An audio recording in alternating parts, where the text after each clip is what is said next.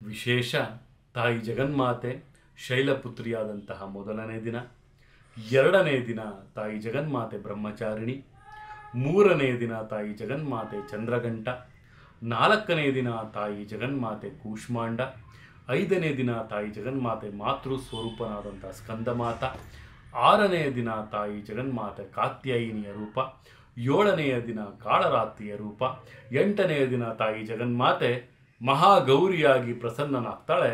ಅದಾದ ನಂತರದಲ್ಲಿ ತಾಯಿ ಜಗನ್ಮಾತೆ ಒಂಬತ್ತನೆಯ ದಿನ ವಿಶೇಷವಾದಂಥ ನವರಾತ್ರಿಯ ಹಬ್ಬದ ದಿನ, ಕೊನೆಯ ದಿನ, ನವಮಿಯ ದಿನ ಅಂತಲೂ ಸಹಿತ ನಾವು ಹೇಳ್ತೀವಿ. ಈ ದಿನ ತಾಯಿ ಜಗನ್ಮಾತೆ ಸಿದ್ಧಿಧಾತ್ರಿಯಾಗಿ 8 ಸಿದ್ಧಿಗಳನ್ನು ಸಹಿತ ಒಳಗೊಂಡಿರ್ತಾಳೆ. ಏನಪ್ಪ ಅಂದರೆ ತಾಯಿ ಜಗನ್ಮಾತೆ ಸಿಂಹಿಣಿಯಾದಂತಹ ಇವಳು 4 ಕೈಗಳನ್ನು ಹೊಂದಿರ್ತಾಳೆ. ಸಮಸ್ತ ಕಾರ್ಯಗಳಿಗೂ ಸಹಿತ ಸಿದ್ಧಿಯನ್ನು ದಯಪಾಲಿಸಿರ್ತಾಳೆ.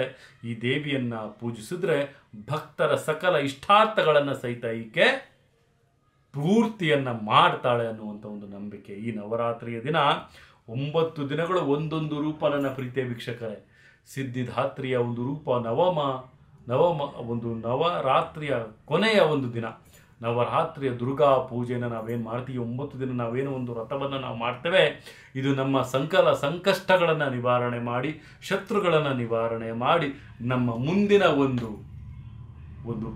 ಯೋಜನೆಗಳಿಗೆ, ಮುಂದಿನ ಒಂದು ವೃತ್ತಿಗೆ, ಮುಂದಿನ ಒಂದು ಬದಲಾವಣೆಗೆ ತಾಯಿ 9 ದಿನಗಳ ಈ ಸಂಕಲ್ಪವನ್ನು ಮಾಡೋದ್ರಿಂದ ಉತ್ತಮವಾದಂಥ ಪ್ರಾಬಲ್ಯತೆ ಸಿಗುತ್ತೆ ಅಂತಲೂ ಸಹಿತ ಹೇಳ್ಬೋದು. ಇದಾಗಿತ್ತು ನವರಾತ್ರಿಯ ವಿಶೇಷತೆ.